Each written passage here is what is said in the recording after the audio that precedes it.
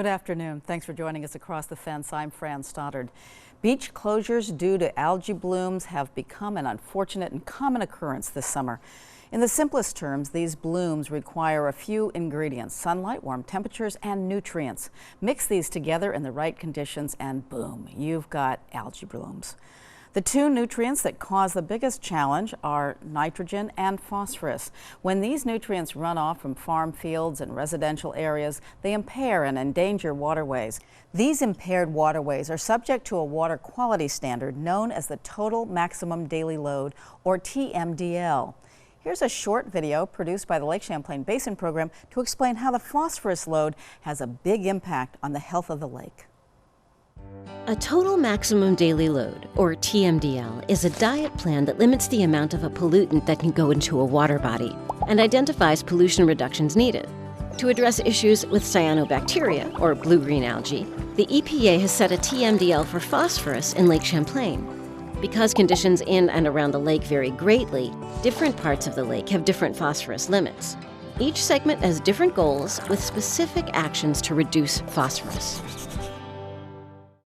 To talk TMDL, I'm joined by Chris Stepanek. She is the UVM Extension Assistant Professor of Watershed Science Policy and Education at the Rubenstein School of Environment and Natural Resources. She also leads the Lake Champlain Sea Grant Extension Program here in Vermont. Welcome so much, Chris.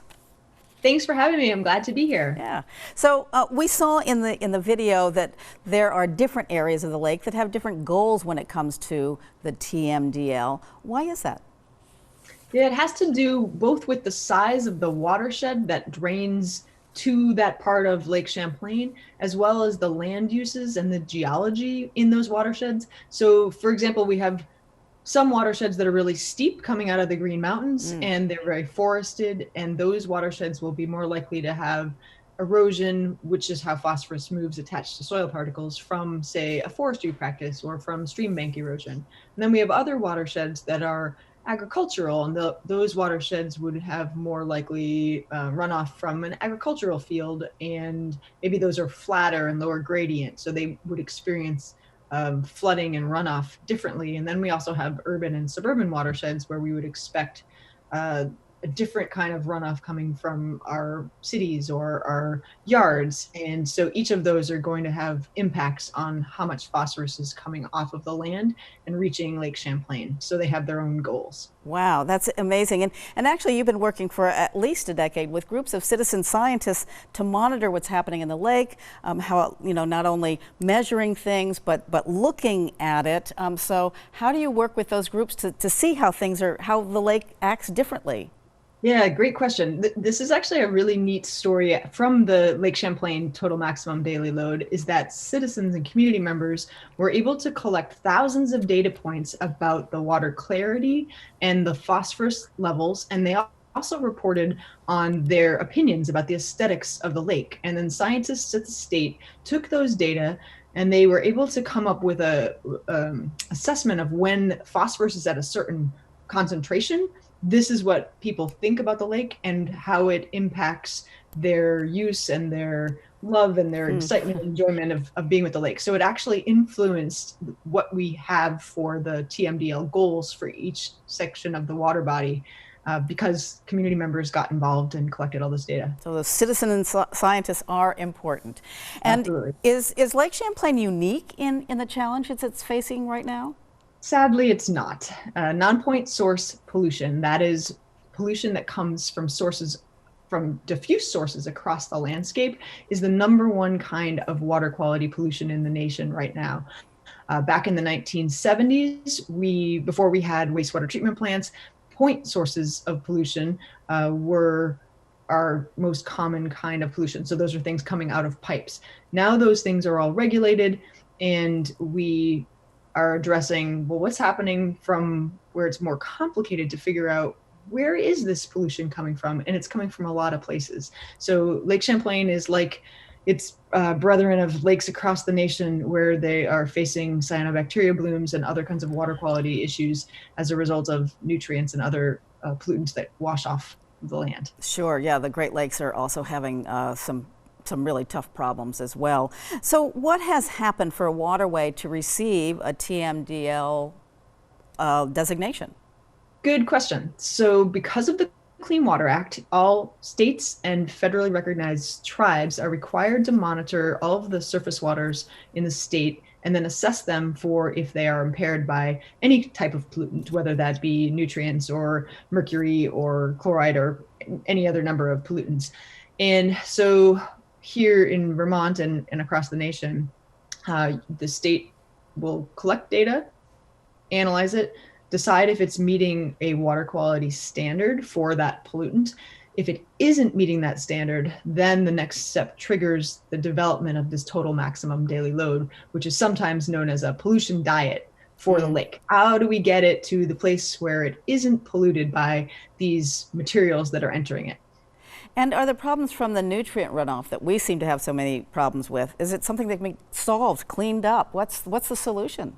Yeah, it's a challenge, right? This is a very difficult challenge, but the way that we're looking at it is thousands of different ideas and projects and prioritizing projects that can be done on the land that will minimize stormwater runoff and therefore minimize the amount of phosphorus that's moving, again, attached to soil particles to enter the lake. There are things called tactical basin plans that the state has developed in partnership with a number of organizations within each of the watersheds, the land areas that are draining to Lake Champlain.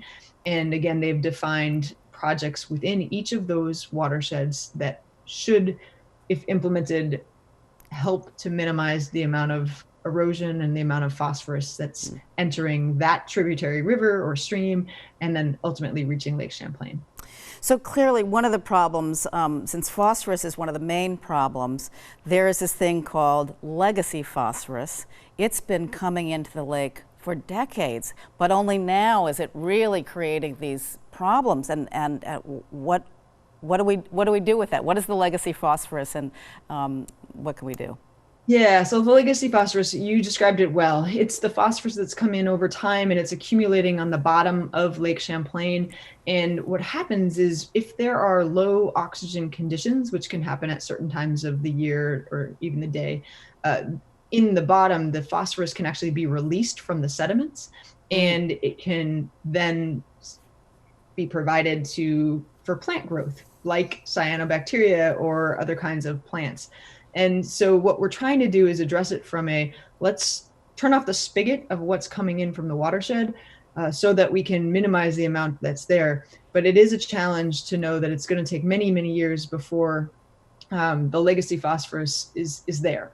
In smaller lakes, there's options to use something called alum where you can kind of trap that phosphorus in the sediments. But in Lake Champlain, it's just too costly to do something like that. So really the legacy phosphorus is something we need to know that's there, but it's a challenge it's probably bigger than what we can deal with in a short time window. Right, and therefore that's why we're trying to deal with what's coming in across the landscape and minimizing that. Right, that base is going to be there no matter what. Are there processes that remove phosphorus from our waterways before they get to Lake Champlain? Before they get to Lake Champlain. So that is what we can do on the land. So can we, if as individuals, something like a rain garden or a rain barrel or something that is allowing the stormwater to go into the ground and then let the ground do that adsorption, sticking phosphorus to the soil particles and let it hold that phosphorus versus letting the stormwater just sort of flow freely without having had a chance to infiltrate into the ground for some of that treatment. Okay. And Chris, one of the goals of Lake Champlain Sea Grant is outreach, of course, and I want to ask you about that. But first, let's watch another video from the Lake Champlain Basin program about how one person can make a difference when it comes to the health of the lake. You can improve the health of Lake Champlain. The state of Vermont has a detailed plan for reducing phosphorus pollution, but it will take efforts by everyone. Your actions and support, even if you don't live near the lake, are important. You can also get involved with a watershed organization or local planning or conservation commission. Over the long term, the actions we take each day, however small, can collectively have a huge impact in improving the health of Lake Champlain. Champlain is important, but also public health. Why are algae blooms, just a reminder, why are they a threat to public health? Yeah, good question. So these blooms can be associated with toxins, which can be they're neurotoxins and liver toxins and skin irritants, both for us and our pets, most likely our dogs who like to go swimming. So that is a concern where we just don't know. The toxins come and go, and we don't know when they are there yet. We aren't able to predict that. So the best message that we have to share with people is, before you get in a lake or a pond, is to scan the water, look for those pea green, soupy areas. If you see that, you shouldn't go in, and you shouldn't allow your pets to go in, just to keep yourself safe, because you don't know if the toxins are present. Okay. And just quickly, just a minute left, what can one person do? So many things. Everything from composting to washing your car on the lawn to planting a tree to what else can you do? I'm running out of ideas. Well, why don't you tell us where people can go to do some of these things? I think there's contact information for the Lake Champlain Sea Grant program. Let's make sure people go there. That's a place they can figure this out.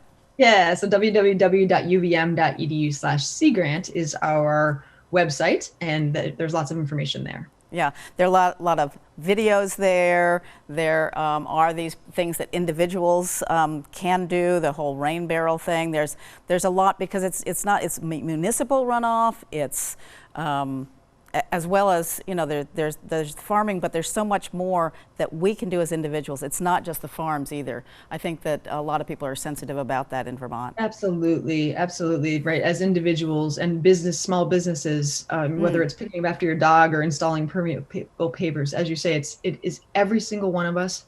The more we can do individually, they add up, and that is where we get to have a success. As an individual landowner, if I can stop stormwater runoff from going off my land entirely, I think there's a win. Bingo. Well, Chris Stepanek, thank you so much for joining us today and helping us understand how we can contribute to clean water quality. Thank you so much for joining us. Thanks for having me. And thank you for joining us across the fence. I'm Fran Stoddard. Stay well.